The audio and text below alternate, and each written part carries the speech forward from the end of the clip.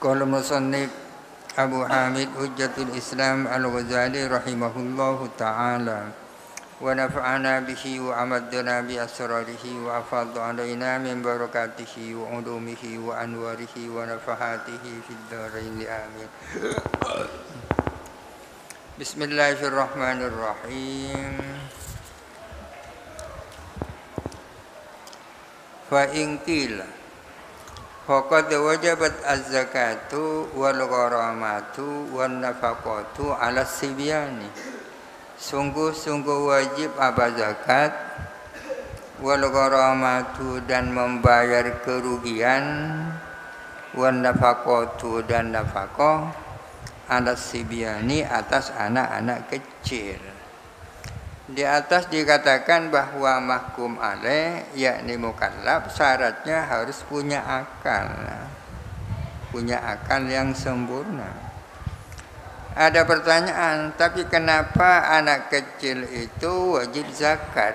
Kalau dia merusak miliknya orang harus ada ganti rugi, bahkan mungkin wajib bayar nafkah. Jawabannya gimana?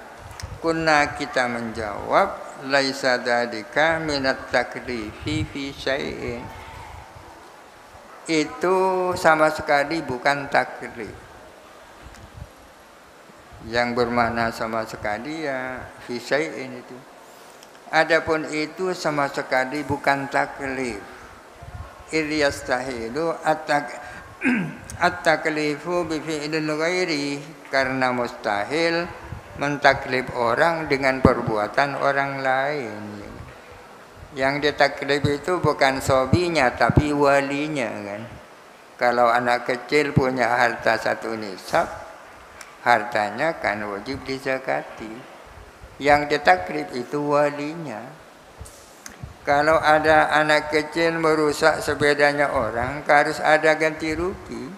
Yang ditaklif bukan anak kecilnya tapi walinya. Watajibu ad-diyatu 'alal akilati, dan wajib apa diyat atas akilah. Kalau seseorang membunuh orang tidak sengaja kan tidak dikisos kan, akan tetapi wajib bayar diyat. Yang bayar diyat itu bukan dia sendiri tapi akilahnya, keluarganya, asobahnya. La bimakna annahum mukallafuna bi fi'li ghairihi. Tidak dengan arti bahwa sesungguhnya akilah itu ditaklif dengan perbuatan orang lain. Tidak berarti para akilah itu ditaklif dengan perbuatan orang lain. Walakin bimakna anna fi'lal ghairi sababun, akan tetapi dengan arti bahwa sesungguhnya perbuatan orang lain itu sababun, menjadi sebab disubutil wurmi, untuk tetapnya kewajiban ganti rugi, fi dhimmatihim, di dalam tanggungannya akilah. Akilah dibebani untuk bayar diyat. Tidak berarti mereka mukallaf dengan perbuatan orang lain. Akan tetapi perbuatan keluarga yang membunuh itu jadi sebab adanya kewajiban ganti rugi. Ini bukan hukum taklifi namanya, tapi hukum wad'i. Fakadzalikan itlafu, demikian pula itlaf, merusak milik orang lain. Anak kecil merusak miliknya orang lain menjadi sebab wajibnya ganti rugi. Wa milkun nisabi, adapun memiliki harta 1 nisab, sababun adalah sebab ditubuti hadhil hukuki, bagi tetapnya hak-hak ini, fi dhimmatis sibyani, di dalam tanggungan anak-anak kecil. Milkun nisab itu namanya sababuz zakah ya. Memiliki harta 1 nisab menjadi sebab wajibnya zakat. Ini namanya hukum wad'i. Hukum wad'i.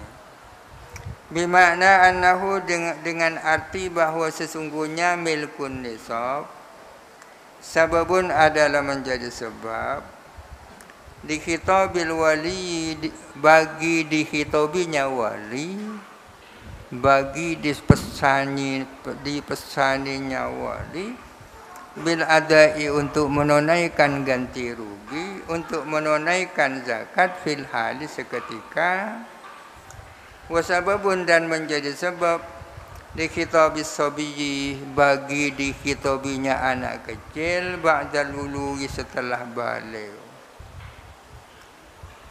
Milkun nisab menjadi sebab wajibnya zakat. Tertuju kepada siapa? Ketika anak kecil belum balik, tertuju kepada walinya.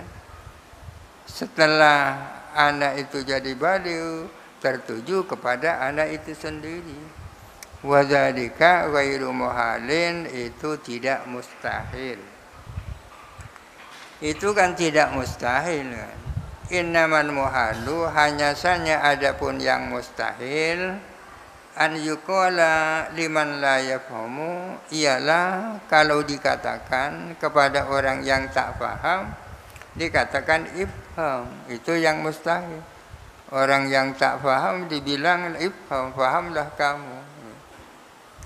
Wa an yukhatabah man la yasma'u wa la yaqilu, dan yang mustahil itu kalau dikhitabi, diajak ngomong, diberi pesan siapa orang yang tak mendengar dan orang yang tak berakal, itu yang mustahil. Wa amma ahliyatu subutil ahkami fi zimmati, adapun kepatutan tetapnya hukum-hukum di dalam tanggungan,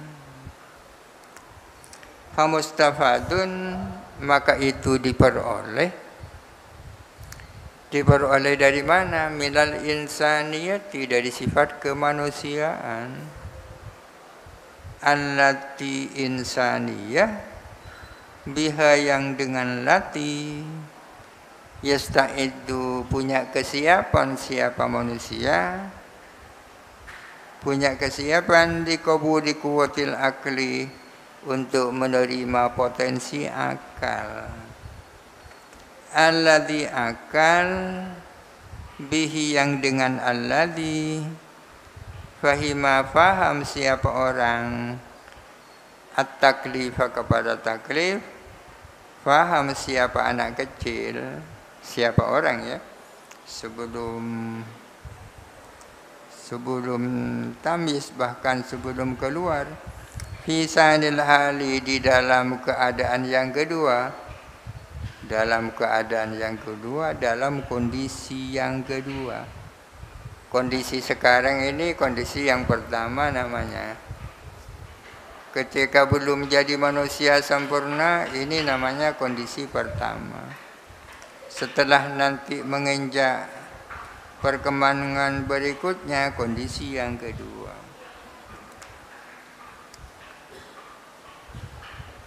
Di dalam kitab-kitab usul fikih yang lain dibahas tentang ahliyah kan. Ahliyah itu adalah kapasitas atau kepatutan seseorang untuk mendapatkan hak atau mendapatkan kewajiban. Janin yang masih berada di dalam kandungan itu sudah memiliki ahliyah ya. Sudah memiliki ahliyah, tapi ahliyah yang tak sempurna. Punya kapasitas, punya keahlian, punya kepatutan. Makanya seseorang bisa berwasiat, kalau saya mati, rumah itu diberikan kepada janin yang masih ada dalam kandungan, kan bisa itu. Dari mana lahirnya ahliyah itu? Lahirnya dari dhimmah. Dhimmah itu lahir dari mana? Dari sifat kemanusiaannya. Dengan sifat kemanusiaannya seseorang punya dhimmah. Dengan dhimmah itu seseorang punya ahliyah. Dengan sifat kemanusiaannya setiap orang punya potensi untuk berakal. Meskipun sekarang belum berakal. Akan berakal nanti dalam kondisi kedua.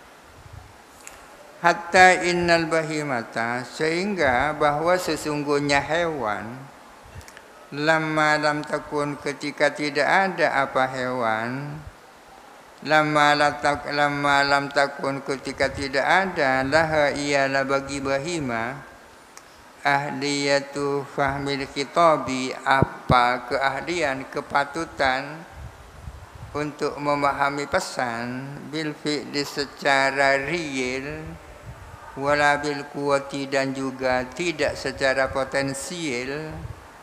Lam tatahayya, tidak punya kesiapan siapa bahima, liidhafatil hukmi, untuk menyandarkan hukum, ila dimmatiha, kepada tanggungannya bahima.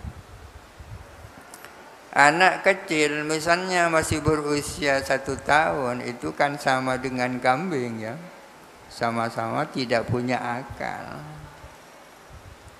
Apa bedanya? Bedanya kalau anak kecil yang masih umur 1 tahun itu punya kesiapan untuk berakal pada saatnya. Memang saat ini belum, tapi fi sanil ahwal, dalam kondisi kedua kan akan berakal. Berbeda dengan hewan. Hewan sekarang tak berakal dan sampai seterusnya tidak berakal. Anak yang masih di bawah umur memang tidak punya pemahaman secara real, akan tetapi punya pemahaman secara potensial, ya kan. Fi'li bil fi'li ini namanya real, kuwa ini namanya potensial. Kalau hewan tidak punya pemahaman baik potensial maupun real, ya kan. Oleh karena itu tak layak kalau hukum itu disandarkan kepada hewan. Wasyartu la budda an yakuna hasilan au mumkinan an yahsul 'alal qurbi. Adapun syarat itu tidak harus terjadi apa syarat, atau mungkin terjadi dalam waktu dekat. Syaratnya taklif harus berakal kan. Syarat itu harus ada sekarang atau mungkin akan ada nanti. Bagi hayawan, akal itu sekarang tidak ada dan tidak mungkin akan ada. Fayuqalu, maka dikatakan innahu mawjudun bil quwwah, maka dikatakan bahwa sesungguhnya syarat itu adalah terwujud secara potensial, terwujud secara potensial meskipun secara real tidak mewujud.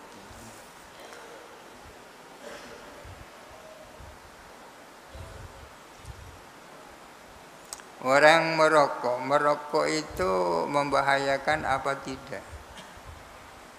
Dokter berbeda pendapat. Ada yang mengatakan bahwa rokok itu membahayakan secara real, benar-benar membahayakan. Itu namanya mudirrun bil fi'li. Ada yang mengatakan bahwa rokok adalah mudirrun bil quwwah, punya potensi untuk membahayakan. Kama anna syartul malikiyati al-insaniyatu, sebagaimana bahwa sesungguhnya syarat orang bisa memiliki, syaratnya adalah adanya insaniyah. Malikiyah itu kan dari malik, pemilik. Malik asalnya isim sifat, dimasuki ya nisbat dan atta menjadi masdar. Ini namanya masdar sinai, ya.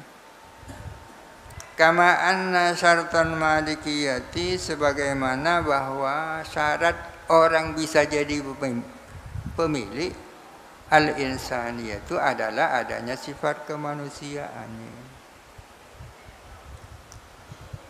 Apa syarat agar seseorang bisa menjadi pemilik? Syaratnya harus ada insaniyah. Tapi sekarang ada perkembangan yang namanya saksiyah iktibariyah, badan hukum, ya kan? seperti yayasan. Apa yayasan punya bisa memiliki sesuatu? Iya, itu namanya saksiyah i'tibariyah. Kalau manusia saksiyah tabi'iyah. Ya. Wa syartul insaniyati al-hayatu. Adapun syarat kemanusiaan adalah hidup. Tidak ada insaniyah kalau tidak ada hayat. Masa tahu di kota insan. Wan nutfatu fir rahimi, adapun nutfah sperma yang ada di dalam rahim, sperma yang baru bertemu dengan ovumnya, bersemai di dalam rahim, qad yasbutu laha al-milku, kadang-kadang tetap bagi nutfah, tetap apa kepemilikan, bil irsi dengan mendapatkan warisan, wal wasiyati dan wasiat. Sesuatu yang masih berupa nutfah di dalam rahim perempuan bisa memiliki sesuatu melalui warisan, melalui wasiat. Padahal wal hayatu ghairu mawjudatin bil fi'li. Padahal adapun kehidupan belum terwujud secara nyata, secara real. Walakinnaha bil quwwati, akan tetapi hayat itu ada secara potensial, ya. Masih berupa nutfah itu sudah hayat bil quwwah la bil fi'li. Idh masiruha ilal hayati, karena adapun endingnya nutfah itu adalah pada kehidupan, pada akhirnya. Idh masiruha, karena adapun pada akhirnya nutfah adalah kehidupan. Wa kadzalika as-sabiyyu, demikian pula anak kecil memang tak punya akal anak kecil itu, namun masiruhu ilal akli, adapun pada akhirnya adalah punya akal. Oleh karena anak kecil pada akhirnya akan punya akal, fasaluha idli idhafatil hukmi ila dhimmatihi, maka layak menyandarkan hukum kepada tanggungannya anak kecil, bisa memiliki sesuatu, walam yasluh litaklifi fil hali, fasaluha, maka layak apa sobiyah untuk menyandarkan hukum kepada tanggungannya sobi, dan tidak layak sobi untuk menerima taklif fil hali seketika. Fa in qila fasobiyyu al-mumayyizu ma'murun bis sholati. Kalau ditanya dengan demikian berarti anak kecil yang sudah tamyiz diperintah melakukan sholat. Kulna, kita menjawab, ma'murun min jihatil wali. Anak kecil itu diperintahkan dari pihak wali, walinya yang memerintah. Wal waliyu ma'murun min jihatillahi ta'ala. Sementara adapun wali diperintahkan dari pihak Allah Ta'ala.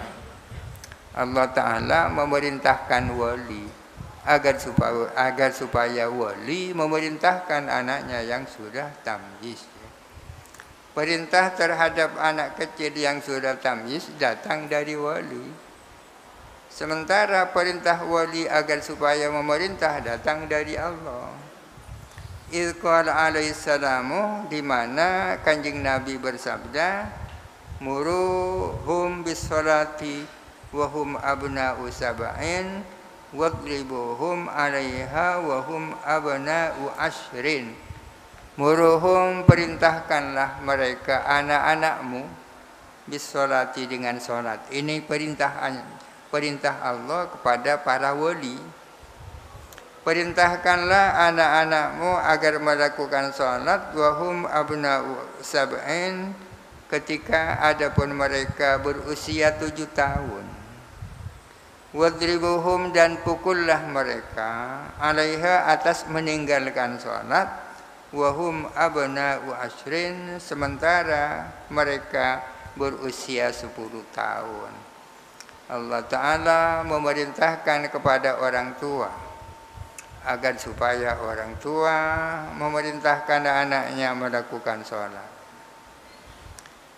Wa dzalika li'annahu yafhamu khitabal wali.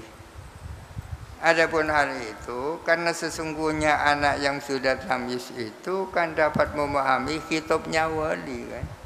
Ngerti kacacana orang tua kan.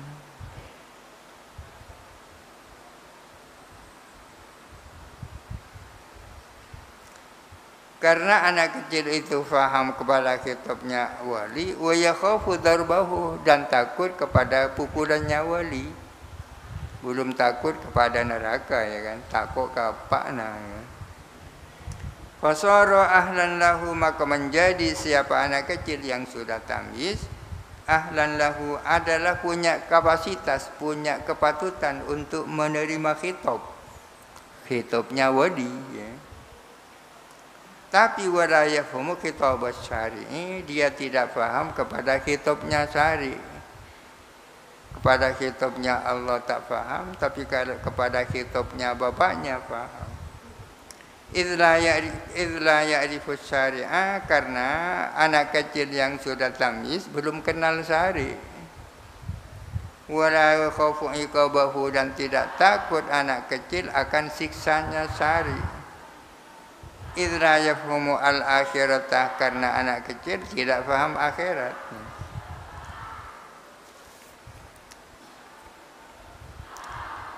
Fa in qila wallahu alam. Al-Fatihah. Alhamdulillah.